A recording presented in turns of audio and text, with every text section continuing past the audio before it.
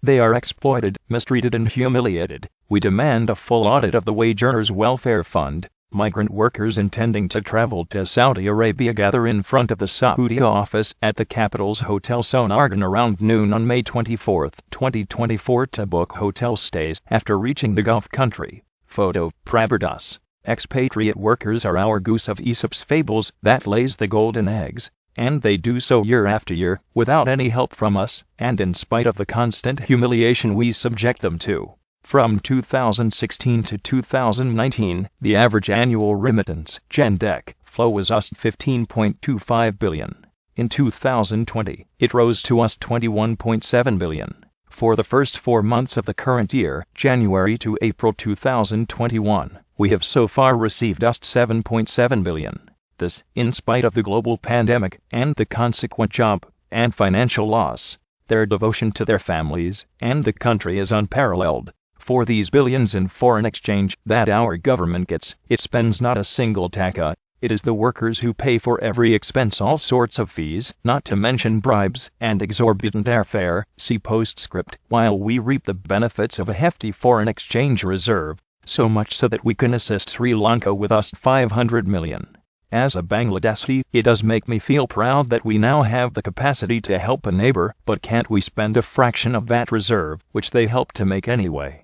For our expatriate workers who are now desperately borrowing from loan sharks or selling whatever little they possess to comply with a sudden Saudi travel requirement, the root of the present crisis lies in the gross neglect of timely vaccination for our workers scheduled to go to Saudi Arabia. To join the work, we knew exactly the number of workers that would be going, as all of them had confirmed bookings from months ahead. Bangladesh Association of International Recruiting Agencies, BARA, the apex body of all recruiting agencies, literally begged the ministry and all relevant authorities to arrange for special vaccination of the workers scheduled to leave in May. It fell on deaf ears because we just couldn't care less what becomes of these poor workers as long as the money kept flowing. For all latest news, follow the Daily Star's Google News channel. When Saudi authorities saw that our workers were not vaccinated, they imposed the restriction of obligatory quarantine, triggering the present crisis. If only we vaccinated them in due time with 2 doses and gave them the vaccination certificate, our workers would have been able to take their regular flights, and they would have been spared the present sufferings. Buyman wouldn't have to cancel its flights either, incurring heavy losses. It was the responsibility of the Expatriates Welfare Ministry, and they did nothing.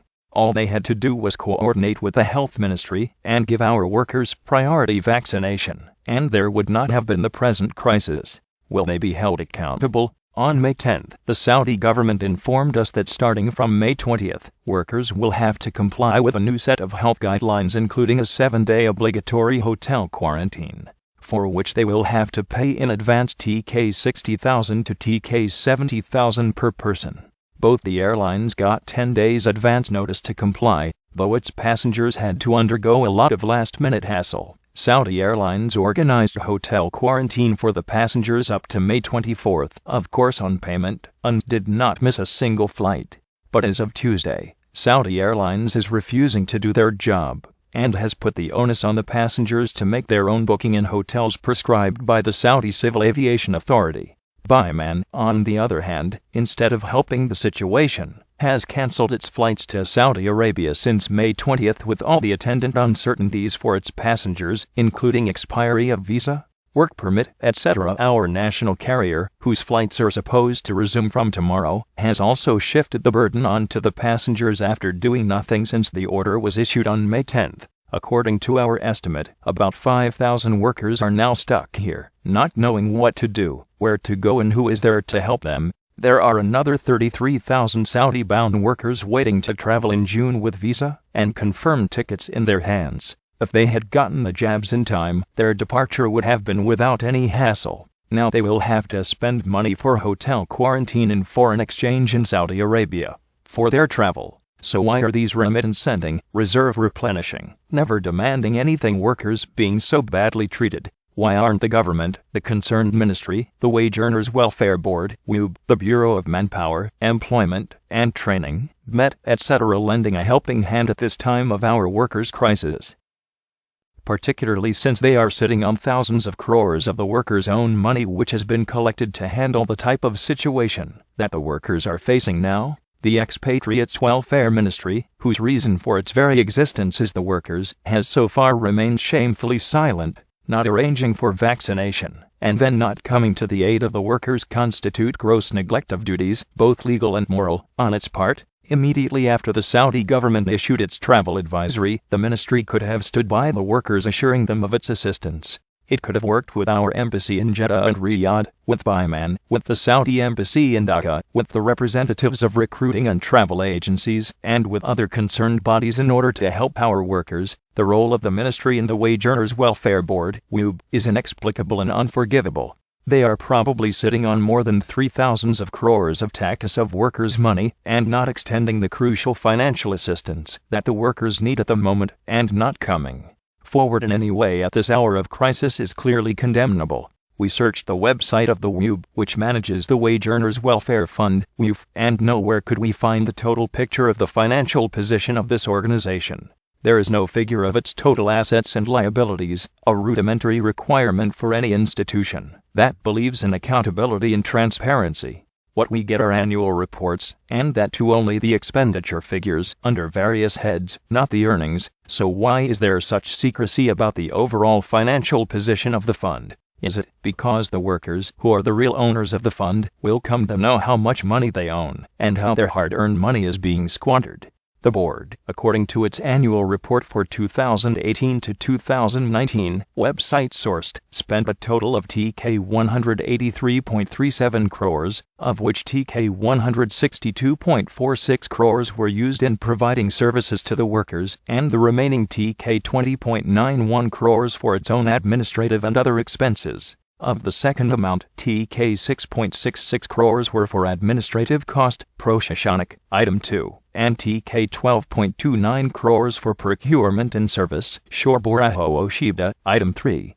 If we delve into item 2, the administrative cost, we see TK 1.86 crore spent on salary, TK 1.40 crore on staff wages, TK 1.8 crore on house rent, TK 60 lakhs on festival bonus, TK 21 lakhs on medical allowance, and TK 24 lakhs for special allowance, car. Looking into item 3, procurement and service, we see TK 2 crores spent on data entry, TK 4 crores on contract temporary workers, TK 90 lakhs on travel, TK 80 lakhs on petrol gas, TK 60 lakhs on security guards, and TK 20 lakhs on overtime.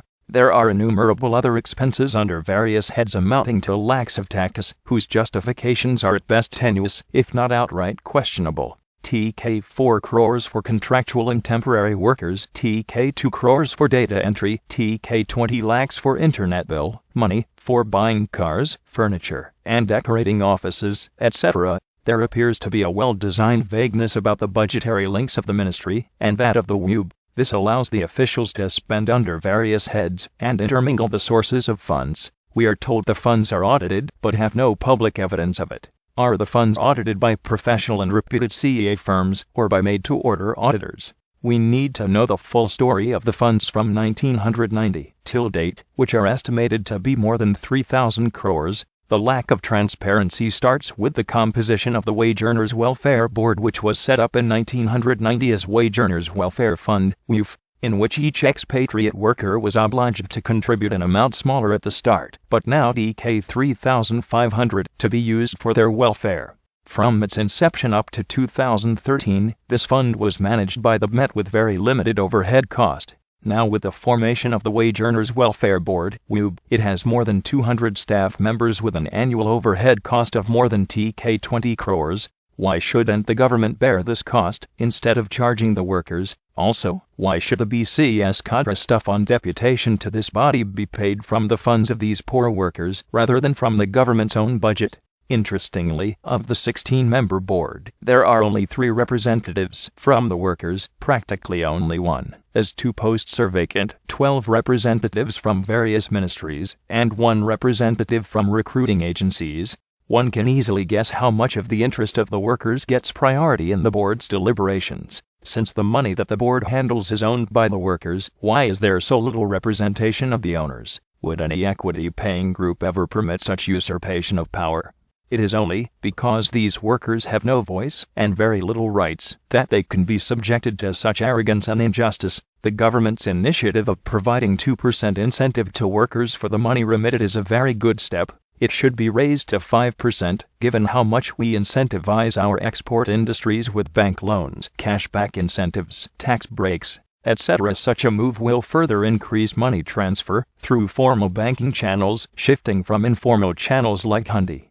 With greater liquidity in the hands of the recipients of the remitted money, rural economy will grow even faster. The neglect, indifference, and disrespect with which our migrant workers are treated, as further evidenced by the present crisis, call for an immediate review of the work of the ministry and the WUB. The first priority is to undertake a serious overview of the total situation of how our expatriate workers are recruited, trained, sent abroad, looked after in the host country, and served in times of crisis. The overview should also look into ensuring their basic human rights, health conditions, and some sort of livelihood support once they return, etc. To start with, we must ensure greater representation of the expatriate workers at all levels of the ministry's functions that deal with them. There must be a larger participation of the workers in the WUB as well as obligatory transparency in their use of the Workers' Fund. It is high time we showed due respect and extended deserved dignity to the unsung nation builders that the expatriate workers really are. Postscript. According to the Daily Star report dated April 24, the price of a ticket to Oman, the UAE, and Qatar now costs around TK 80,000 to TK 1 lakh. The price of a ticket to Saudi Arabia rose from TK 20,000 to TK 95,000. Comparatively, a ticket from Kolkata to Riyadh costs TK 13,000, and from Mumbai to Dubai TK 17,000. From Nepal to Riyadh, it costs TK 35,000, to Dubai TK 20,000. Source: Association of Travel Agents of Bangladesh. Another example of how our poor workers are fleeced. Mahfuz, Anam is editor and publisher, The Daily Star.